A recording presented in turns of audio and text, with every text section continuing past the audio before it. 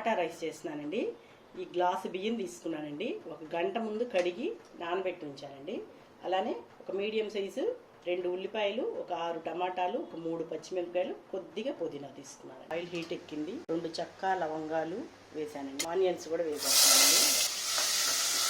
కొద్దిగా salt. Onions వేగినాయండి. టమాటాలు వేసేస్తున్నాను. ఇదిగోండి సగం వరకు ఉడికిపోయినాయి టమాటాలు. పుదీనా వేసేస్తున్నాను.